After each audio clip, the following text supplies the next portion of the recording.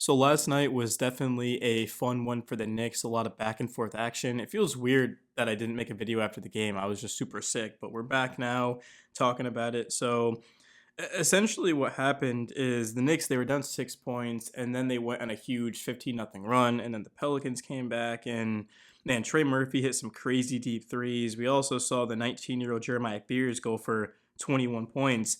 But ultimately, in the clutch, Jalen Brunson got it done. He took over and he finished with 32 points on 11 of 19. Also made 8 of his 9 free throws. Brunson was a plus 16.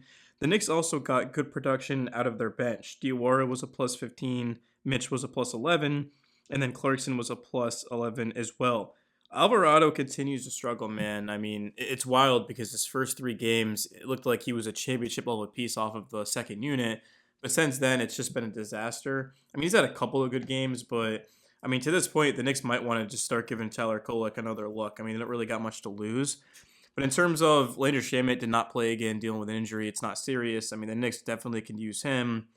And then Sohan, I mean, just continues to not play. So the Knicks, they've got the third least productive bench in terms of scoring in the NBA, which kind of sucks because if you look at last season, that was something that I wanted the Knicks to address, and they got Clarkson, re-signed Shamit, but it just hasn't really happened. But I mean, hey, you'll take it, man. I mean, Diawara has been huge, and then Mitch dominated, had what, 4 offensive rebounds in 21 minutes. Good job by Mitch there. He also caught a lot of lobs. Mitch didn't miss a shot. See, the beginning of the season, the Knicks weren't throwing alley-oops to Mitchell Robinson, but then they started to really pick it up, and we've seen OG kind of get it going, and then Clarkson, Brunson as well, actually right on cue there, just threw an alley-oop. That's awesome. That was a complete coincidence. But I'm looking at OG Anunoby, man. Man, his three ball was on. I mean, he just could not miss in this game. I mean, he was 5 of 13, but in that first half specifically, OG really set the tone. He had 21 points. And Karl-Anthony Towns, 21 and 14. You always want to look at his fouls. He had 3 of them, so he kept it down. I think Cat's playing some of the best defense of his career. I mean, he was very good in Minnesota. I mean, give him a lot of credit for when they beat the Nuggets and his defense on Jokic. But Cat has really bought into the defensive side. And same thing with Mikal Bridges. Mikal might not be scoring. Mikal might not be scoring at the level that we'd like. But you got to understand that his role is to play defense, of course, and to just cut and to space the floor. And yeah, I mean, they gave up a lot to get him, but Mikal is a huge reason why the Knicks defense has been the best in basketball the last 2 months. A lot of people don't understand that, like casual Knicks fans.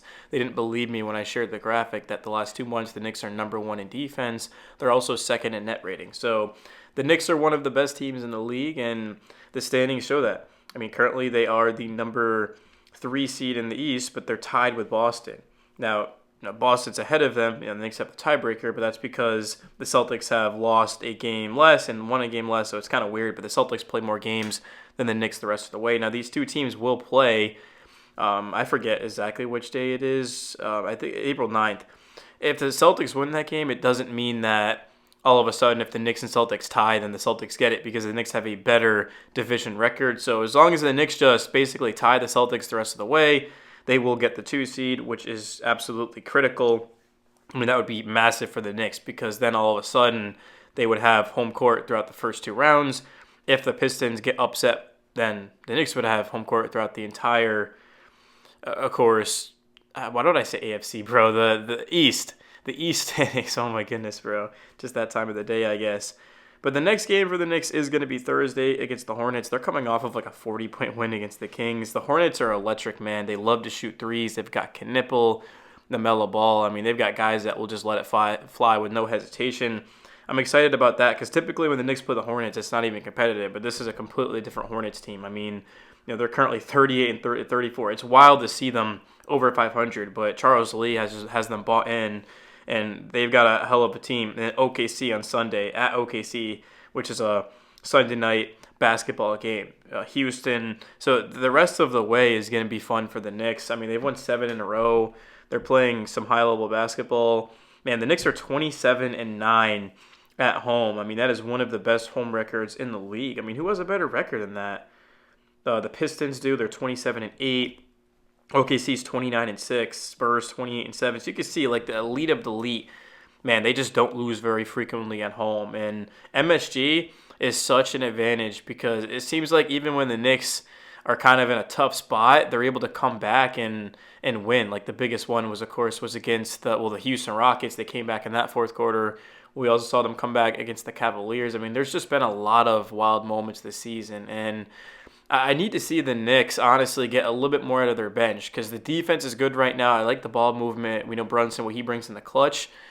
Mikal Bridges, obviously, I mean, is going to have to find a role, but it's also the bench. I mean, you cannot be the third lowest scoring bench in the league and expect to win in the playoffs. It's just not going to happen. Clarkson was awesome in this game. Yeah, Clarkson had 10 points in 21 minutes, 4 of 6 from the field, plus 11. So that's kind of the thing, is that when you get production from Mitch and Clarkson, and then Jalen Brunson takes over down the stretch, that's how you win games. So, Clarkson, without question, is going to play the rest of the way. He wasn't playing really coming out of the break, but now it's like the Knicks just need him more than ever.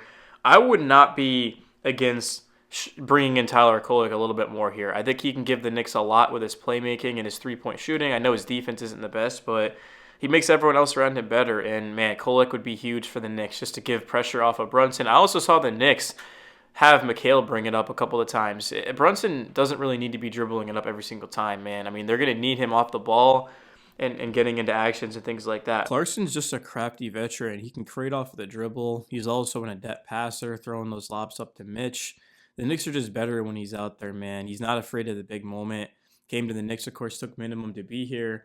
And despite being a DMP, healthy in many games, really, the last several months, I mean, he has just stepped in here and helped the Knicks win a lot of games, and he's going to be a key role for this team moving forward, man. And Jose Alvarado, just 9 minutes, didn't score, minus 11. He was the only guy off of the bench that didn't score and also wasn't a positive. I mean, plus 11 for Mitch and Clarkson, plus 15 for Diawara.